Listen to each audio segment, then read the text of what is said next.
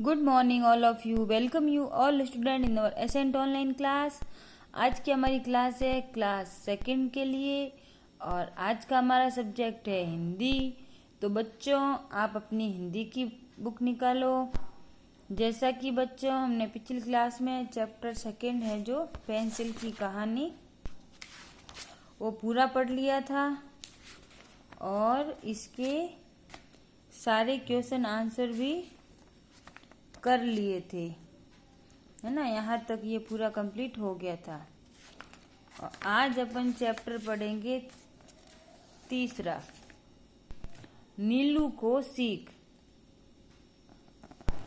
नीलू को सीख। यहाँ पे एक नीलू नाम का लड़का है, उसकी कहानी है कैसे उसको एक मेंढक होता है जो उसको एक अपनी कोई कहानी के माध्यम से उसको सीख देना चाहता है। तो इस कहानी में देखो शिक्षण संकेत क्या है। प्रस्तुत कहानी में बताया गया है कि मन में कठिन संकल्प लेने से हम किसी भी लक्ष्य को प्राप्त कर सकते हैं।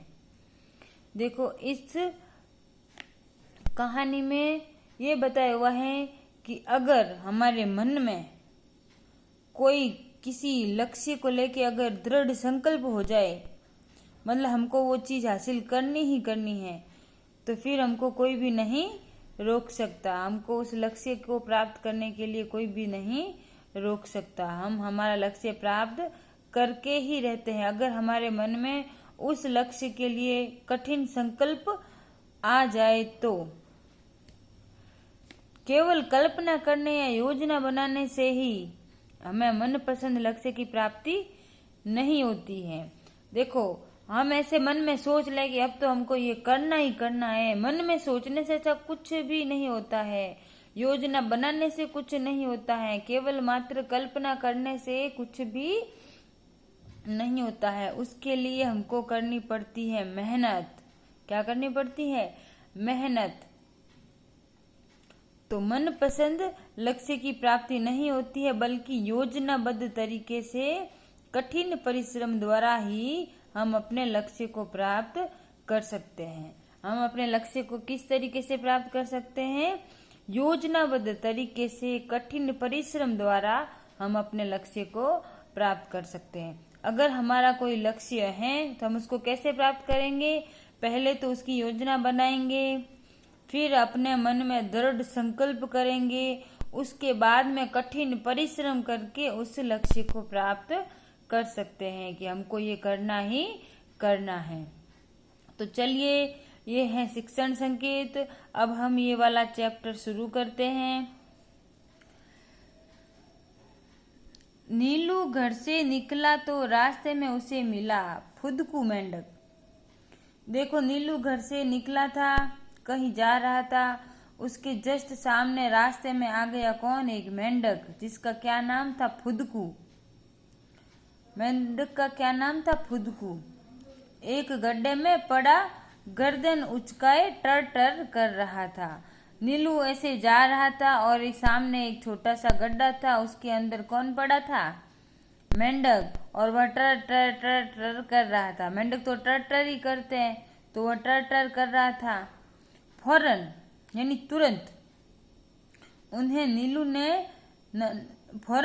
नीलू ने फुदकू मेंढक को बाहर निकालकर जमीन पर रख दिया, क्योंकि फुदकू मेंढक है जो गड्ढे में गिर गया था, उससे खुद से बाहर नहीं निकला जा रहा था, इसलिए वह गड्ढे में गिरा हुआ था और वह टर टर टर टर कर रहा था। जब ये बात नीलू को समझ में आई तो उस छोटे से बालक नीलू ने उस नन्हे फुदकू को अपनी हथेली से, अपने हाथ से ऐसे उसको बाहर निकालकर और जमीन पर रख दिया। गड्ढे से बाहर आते ही फुदकू मेंढक फुदकने लगा। उसे देखकर नीलू को हंसी आ गई। जैसे ही गड्ढे से वह बाहर निकला, गड्ढे से बाहर कौन निकला? फुदकू मेंढक। किसने निकाला? नीलू ने। तो जैसे ही वह गड्ढे से बाहर निकला तो वह क्या करने लगा? फुदकने लगा। उसे देखकर नीलू को क्या आ गई? हंसी, कि अभी तो रो रहा था, टर टर कर रहा था गड्ढे में, और अभी जैसे ही बाहर मैंने निकाला इसको, ये तो फुदकने लग गया वापिस।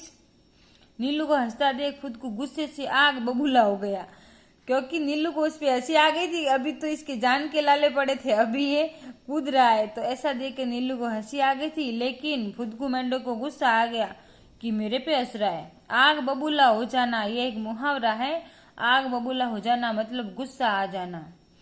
जैसे कभी कभी आप है जो घर पे बहुत सारा सामान बिखेर देते हो, कुछ भी ऐसी उटपटांग हरकतें करते हो, अपना बैग बिखेर देते हो, अपनी चीजें सही ढंग से नहीं रखते हो, तो आपकी मम्मी आग बबूला हो जाती है, मतलब आपकी मम्मी को बहुत ज्यादा गुस्सा आ जाता है। तो यहाँ पे आग बबूला हो जाना एक मुहावरा यहाँ पे है, ठीक है। तो नीलू ने बोला, हंसो मत नीलू। वो मेंढक ने बोला, मेरे ऊपर हंसने की जरूरत नहीं है, अभी तो मुझे दौड़ में विश्व चैंपियन बनना है, कि मैं ऐसा वैसा कोई नहीं हूँ, मुझे तो अभी वर्ल्ड मतलब विश्व चैंपियन बनना है, विश्व विजेता बनना है मुझे तो अभी। तो फुदकू मेंढक ने टर्टर करते हुए कहा कि मुझ पर हंसने की जरूरत नहीं है, मुझे तो अभी क्या बनना है, विश्व विजेता बनना है। एक दिन फुदकू ने नीलू से कहा, अरे नीलू, अगर तुम मेरे साथ दौड़ो तो मुझे बड़ी मदद मिलेगी। एक दिन वापिस फुदकू मिल गया उसको और नीलू से कहा कि अगर तुम मेरे साथ दौड़ोगे तो मुझे बड़ी मदद मिलेगी, क्योंकि इसको रेसिंग में जाना था, इसको विश्व चैंपियन बनना था रेस लगा कर। तो इसने बोला कि तू मेरे साथ अगर दौड़ का अभ्यास करोगे तो मुझे बहुत बड़ी मदद मिलेगी। दौड़ते समय फुदकू मेंढक ने ऐसी छलांगे लगाई कि नीलू को पसीना आ गया। अब मेंढक इतना अच्छे से दौड़ रहा था और दौड़ते दौड़ते इतनी लंबी लंबी छलांगे लगाई उसने, तो नीलू को क्या आ गया, पसीना आ गया। अरे वाह, ये तो गजब दौड़ रहा है। उसने फुदकू मेंढक को हरा तो दिया, मगर बहुत देर तक हाँफता रहा, क्योंकि वह मेंढक से ज्यादा थोड़ा तेज दौड़ रहा था। उसने मेंढक को हरा तो दिया था, लेकिन वह पसीना पसीना हो गया था और थोड़ा थक भी गया था, हाँफ रहा था, सांस फूल गई थी उसकी। फिर एक दिन फुदकू ने नीलू को पछाड़ दिया, और एक दिन ऐसा आया कि नीलू से भी ज्यादा तेज दौड़ने वाला फुदकू हो गया, क्योंकि फुदकू तो मेंढक था और मेंढक तो धीरे धीरे दौड़ता है, छलांगे लगाता है। नीलू इंसान था तो वो जोर से दौड़ रहा था, बड़ी बड़ी टांगे मतलब बड़ी बड़ी लंबी गैप लेके दौड़ता था।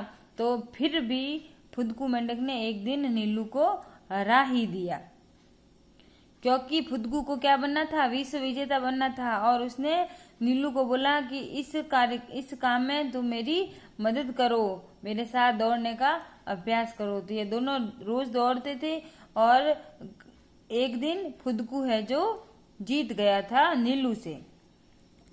ठीक है, आज का पाठ अपन यहीं तक पढ़ेंगे, पेज नंबर 14 तक। आगे वाला अपन अगली क्लास में पढ़ेंगे। अब आज का आपका होमवर्क देखो बच्चों, आज का आपका होमवर्क है शब्दार्थ।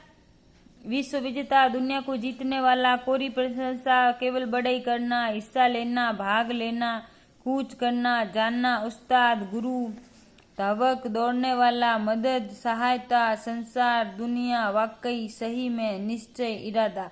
तो ये आपको शब्दार्थ अपनी कॉपी में करने हैं। फिर ये मौखिक है, पढ़ो और बोलो, इसको करना नहीं है, सिर्फ बोलना ही है।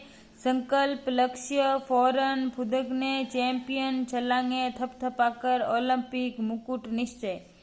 नीचे दिए गए प्रश्नों के मौखिक उत्तर दीजिए। तो इसको आपको करना नहीं है, इसके मौखिक उत्तर ही देने हैं। क्या आपने मेंढक देखा है? हाँ, बहुत सारे मेंढक देखे हैं। मेंढक कैसी आवाजें करता है? मेंढक तो टर टर टर टर करता है। मेंढक कैसे चलता है? फुदक फुदक के चलता है। मेंढक कहाँ पर रहता है? पंपा सरोवर रहता है। क्या आप भी मेंढक की तरह छलांग लगा सकते हो? कोई होशियार होता है तो लगा सकता है, कोई नहीं होता है तो नहीं लगा सकता। अब आपको इसमें शब्दार्थ करने हैं और इसमें आपको ये वाला काम करना है। सही उत्तर पर सही का निशान लगाओ। नीलू ने अपने मन में कहाँ हिस्सा लेने का निश्चय कर लिया था? ओलंपिक में। कहाँ पे? ओलंपिक में। 6 महीने बाद फुदकू लौटा तो उसके सिर पर क्या था? सोने का मुकुट। तो इसका दूसरा वाला ऑप्शन सही है। फुदकू मेंढक ने नीलू को हराने के बाद किस सरोवर की ओर कूच करने के लिए कहा सोचा था? पंपा सरोवर, इसका फर्स्ट वाला ऑप्शन सही है, पंपा सरोवर। अब चौथा, कोष्टक में से सही शब्द चुनकर वाक्य पूरे करो। उसे विश्व विजेता का पदक मिला, तो यहाँ पे विश्व विजेता सही है। नीलू को रास्ते में एक मेंढक मिला, तो यहाँ पे मेंढक भरना है। फुदकू मेंढक पंपा सरोवर जाना की ओर चल पड़ा, तो यहाँ पे पंपा सरोवर भरना है। फुदकू मेंढक पूरी दुनिया देखना चाहता था, तो यहाँ पे दुनिया भरना है। ठीक है बच्चों, तो आज का आपका इतना ही होमवर्क है। ठीक है, एक तो आपको मिल गए शब्दार्थ और एक मिल गया आपका तीसरा लिखित वाला टिक द करेक्ट, और एक आपको कोष्टक में से सही शब्द चुनकर वाक्य पूरे करो। ठीक है बच्चों, तो आपको आज का ये इतना होमवर्क मिलता है। आगे वाला काम अपन अगली क्लास में करेंगे। ठीक है बच्चों, थैंक यू।